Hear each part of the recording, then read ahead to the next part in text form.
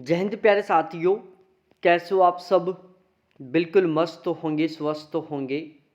आज के इस वीडियो में हम बहुत ही डिटेल से डिस्कस करने वाले हैं बिहार में जो भर्ती निकली हुई है स्टेनो से एएसआई की, उसकी सैलरी के बारे में हम बहुत ही डिटेल से डिस्कस करने वाले हैं कि यदि आप बिहार में स्टेनो से एएसआई असिस्टेंट सब इंस्पेक्टर बन जाते हैं तो आपको पहले महीने में कितनी सैलरी मिलेगी, आपको कौन कौन से अलाउंस मिलेंगे, आपकी सैलरी में किस तरीके से बढ़ोतरी होगी, और जब आप रिटायरमेंट लेकर आएंगे तब आपकी सैलरी कितनी रहेगी। तो ओवरऑल ये वीडियो आपके लिए बहुत ज़्यादा महत्वपूर्ण होने वाला है। और यदि आप बिहार में हर हाल में स्टेनो से एएसआई बनना चाहते हैं तो ये वीडियो आपको बहुत ज़्यादा मोटिवेट करने वाला है, क्योंकि आज आप जो भी ज़बरदस्त तरीके से मेहनत कर रहे हो, आपका जो सपना है गवर्नमेंट जॉब लगने का, उसका एक सबसे बड़ा रीज़न होता है कि जब हम सरकारी नौकरी के लग जाएंगे तो हमें एक बहुत ही सिस्टमेटिक तरीके से और एक बहुत ही बेहतरीन वाली सैलरी मिलेगी। साथ ही साथ हमारी सैलरी में क्या होती जाएगी, हर साल बहुत अच्छे खासे तरीके से बढ़ोतरी होती जाएगी। हमारी जो गरीबी है वो दूर हट जाएगी, हमारी घर के जो हालात हैं वो बहुत ठीक हो जाएंगे। और यदि आप किसी एक ऐसे एग्ज़ाम की तैयारी कर रहे हो जहाँ पर आपको बहुत अच्छी खासी सैलरी मिलती है, तो वहाँ पर हमारा जो तैयारी करने का जो लेवल है वो थोड़ा और ज़्यादा बढ़ जाता है, क्योंकि हमें एक मोटिवेशन मिल जाता है कि यदि यहाँ पर हम सेलेक्ट हो गए तो हमें बहुत गजब की सैलरी मिलेगी।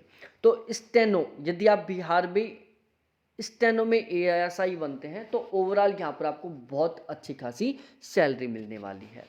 तो एक एक करके मैं आपको सारी चीज़ें बिल्कुल सिस्टमेटिक तरीके से बताने वाला हूँ। यदि आप इस वीडियो को फेसबुक पेज से देख रहे हो तो फेसबुक पेज को ज़रूर फॉलो करें, और यूट्यूब चैनल से देख रहे हो तो प्लीज़ चैनल को ज़रूर सब्सक्राइब करें, क्योंकि आपके सब्सक्राइब करने से, पेज को फॉलो करने से, वीडियो को लाइक करने से, शेयर करने से हमें थोड़ा मोटिवेशन मिलता है। जिस तरीके से मैं आपको मोटिवेट करने के लिए लगातार सैलरी स्लिप के वीडियोज़ लेकर आता हूँ, और हमारे जो हर एक वीडियो होते हैं वो बिल्कुल 100% ऑथेंटिक सैलरी स्लिप के ऊपर आधारित रहते हैं। यहाँ पर हम जो भी अलाउंस, जो भी डाटाओं की बात करते हैं बिल्कुल 100% सही रहते हैं। इसलिए आप इन पर बिल्कुल 100% तरीके से विश्वास कर सकते हैं। अब हम एक एक करके इनके बारे में डिटेल से डिस्कस करते हैं।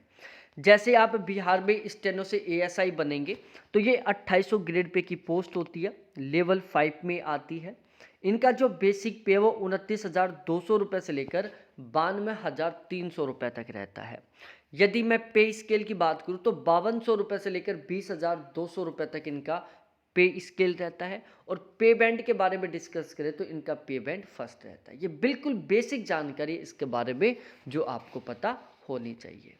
अब हम सैलरी के बारे में डिस्कस करते हैं कि इनकी पहले महीने की सैलरी किस तरीके से तैयार होती है, इनको कौन कौन से अलाउंस मिलते हैं। जैसे आपका बिहार में स्टेनो से एएसआई के पद पर फाइनली तरीके से सिलेक्शन हो जाएगा तो तुरंत आपकी उसके बाद ट्रेनिंग होगी। ट्रेनिंग के दौरान आपको केवल बेसिक पे मिलेगा और डीए मिलेगा, इसके अलावा आपको कोई भी अलाउंस नहीं मिलेगा। लेकिन जैसे आपकी ट्रेनिंग कंप्लीट होगी तो उसके बाद में आपको आपकी जो रियल सैलरी है वो मिलना शुरू हो जाएगी। तो जैसे आपकी ट्रेनिंग कंप्लीट होगी तो ट्रेनिंग कंप्लीट होते ही आपके पहले महीने का बेसिक पे रहेगा 29,200 रुपये। ठीक है, ट्रेनिंग के दौरान भी आपका बेसिक पे 29,200 रुपये रहेगा, ट्रेनिंग के बाद में भी आपका बेसिक पे 29,200 रुपये ही रहेगा। उसके बाद हम बात करते हैं डीए, जिसको हम डीएनएस अलाउंस बोलते हैं, जिसको महंगाई भत्ता बोला जाता है, जो फिलहाल में बिहार में 53% है। ध्यान रखना ये हर 6 महीने के बाद बढ़ता रहता है। जैसे थोड़े दिन पहले ये 50% था, अब ये 53% हो गया, फिर थोड़े दिन बाद में ये 55%, 56% या 57% हो जाएगा। ये डिपेंड करेगा बिहार गवर्नमेंट के ऊपर कि वो इसको कितना बढ़ाती है।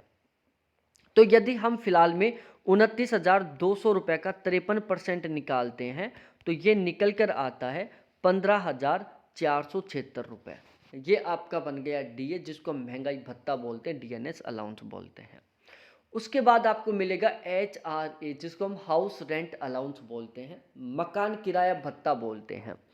देखो, गवर्नमेंट के द्वारा आपको रहने के लिए मकान का किराया भी दिया जाता है। कि आप जहाँ पर ड्यूटी करोगे वहाँ पर रहने के लिए आपको एक मकान चाहिए और उस मकान के लिए गवर्नमेंट के द्वारा क्या दिया जाता है, आपको किराया दिया जाता है। अब जो मकान है उसका जो किराया वो डिपेंड करता है कि आपकी पोस्टिंग कहाँ पर रहती है, क्योंकि किराया अलग अलग जगह अलग अलग तरीके से रहता है। जो बड़े शहर है उनमें किराया ज़्यादा रहता है, जो छोटे शहर है उनमें किराया कम रहता है और गाँव में किराया बहुत ही कम रहता है। तो एचआरए के मामले में बिहार गवर्नमेंट ने पूरे बिहार को टोटल 4 भागों में विभाजित कर दिया। यदि आपकी पोस्टिंग पटना में रहती है तो आपको आपके बेसिक पे का 16% एचआरए मिलेगा। यदि आपकी पोस्टिंग बिहार के बिल्कुल गांव में रहती है तो आपको आपके बेसिक पे का 4% एचआरए मिलेगा। यदि आपकी पोस्टिंग बिहार के जो कस्बे हैं जिनको हम टाउन बोलते हैं, यदि उनमें रहती है तो आपको आपके बेसिक पे का 6% एचआरए मिलेगा। और यदि आपकी पोस्टिंग बिहार में पटना को छोड़कर बाकी के जितने भी जिले उनका जो शहरी क्षेत्र है उनमें रहती है तो आपको आपके बेसिक पे का 8% एचआरए मिलेगा।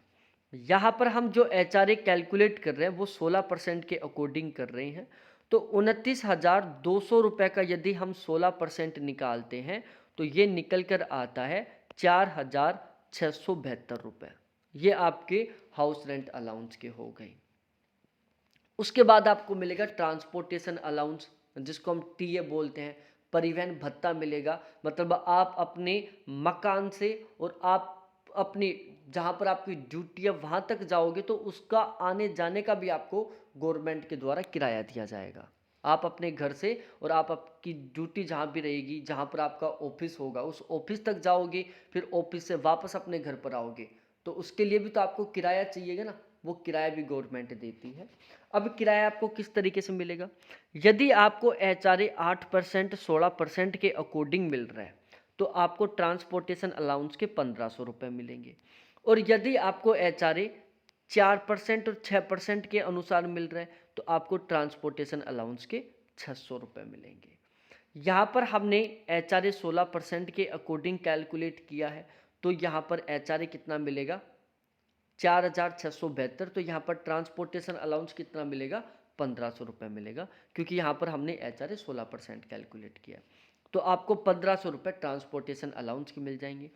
अब ये जो 1,500 रुपये का ट्रांसपोर्टेशन अलाउंस है ना, इसके ऊपर भी आपको डीए मिलेगा। तो 1,500 रुपये का यदि हम 53% निकालते हैं, क्योंकि फिलहाल में डीए की रेट 53% है, तो ये निकल कर आएगा 900 रुपये। और यदि आपको ट्रांसपोर्टेशन अलाउंस के 600 रुपये मिलेंगे तो उस स्थिति में आपका डीए ऑन टीए रहेगा 600 गुना 53/100। ठीक है। इसके अलावा आपको मेडिकल अलाउंस के मिलेंगे 1,000 रुपये महीने के। राशन मनी अलाउंस के मिलेंगे आपको 3,000 रुपये महीने के। ध्यान रखना यहाँ पर भी आपको राशन मनी अलाउंस मिलेगा। इन सभी को मिलाकर आपकी पहले महीने की ग्रोस सैलरी तैयार होगी 55,748 रुपये, जो कि एक बहुत ही अच्छा खासा अमाउंट है।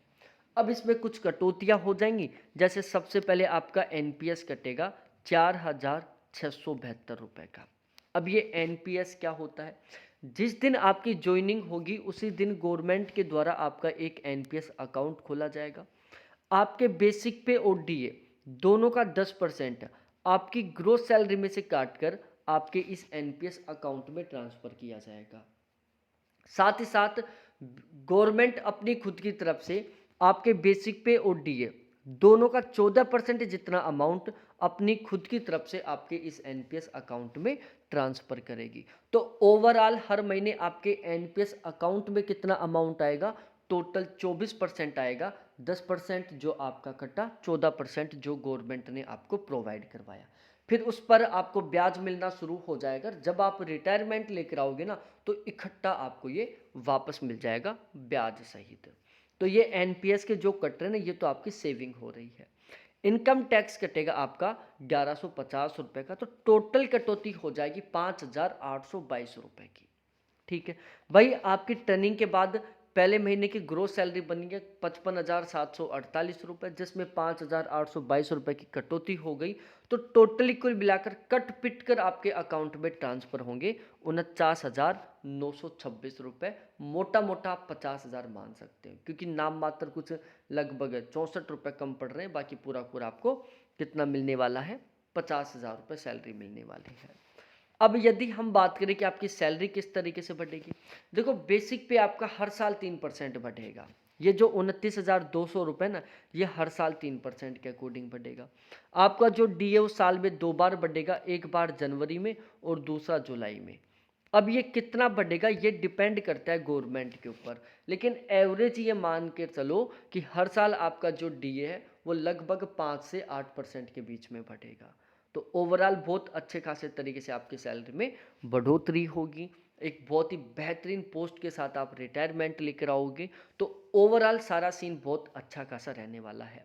जब आप रिटायरमेंट लेकर आओगे तब आपकी सैलरी रहेगी लगभग 1.5 लाख रुपए महीने की, और आप रिटायरमेंट के दौरान लगभग 1 करोड़ रुपए लेकर आने वाले हो।